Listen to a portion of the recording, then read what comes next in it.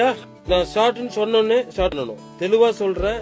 நான் உங்களுக்கு டைம் கொடுப்பேன் இந்த ஆக்டிவிட்டி முடியற வரைக்கும். யார் கையில பலூன் பத்திரமா வச்சிருக்கீங்களோ, யார் கையில கடைசி வரைக்கும் பலூன் உடையாம பத்திரமா வச்சிருக்கீங்களோ அவங்க தான் இந்த போட்டியோட வின்னர். 3, 2, 1 ஸ்டார்ட். யார் கையில பலூன் பத்திரமா இருக்கோ அவங்க தான் வின்னர். யார் கையில பலூன் பத்திரமா இருக்கோ அவங்க தான் வின்னர்.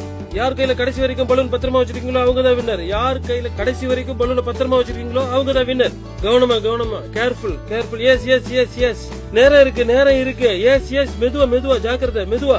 யார் கையில பலூன் பத்திரமா இருக்கோ அவங்க தான் வின்னர். இப்படி நில்லுங்க, எல்லாம் வரிசையில நில்லுங்க. எப்படி நின்னீங்களோ அப்படி வரிசையில நில்லுங்க.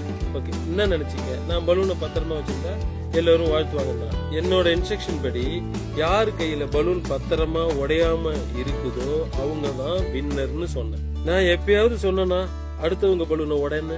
ஏன் இது மாதிரி இல்லாம வேற மாதிரி நினைச்சிருந்தா, சிச்சுவேஷன் மாத்தி இருந்தா இந்த கேம் எல்லாரும் ஜெயிச்சிருக்க முடியும். எப்படி அது மாதிரி யாரும் யாருடைய பலூனையும் உடைக்காம இருந்திருந்தா ஜெயிச்சிருக்க முடியும். எப்படி? நான் எங்கேயுமே சொல்லல நாம ஜெயிக்கிறதுக்காக அடுத்தவங்களை தோக்கடிக்கணும்னு. அதே மாதிரி நாம ஜெயிக்கிறதுக்காக இன்னொருத்தங்களை கெடுக்கணும்னு நான் சொல்லல. இருந்தாலும் நம்முடைய சைக்காலஜி அப்படித்தான் வேலை பார்க்குது. எப்படி? நாம ஜெயிக்கணும்னு நினைச்சோம்னா யார போய் கெடுக்க முடியும்னு. ஜெயிக்கணுமா? அப்ப போய் யார கெடுக்கலாம்?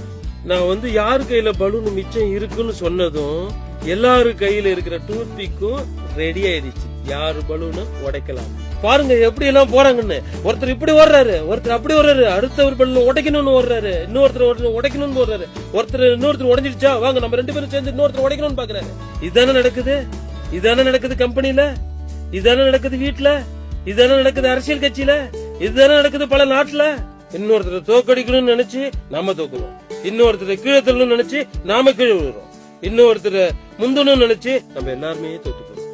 நாம எப்படி நினைக்கிறோம்னா நாம ஜெயிக்கணும்னா இன்னொருத்தங்களுக்கு எதிரா போக வேண்டிய கட்டாயம் இருக்கு.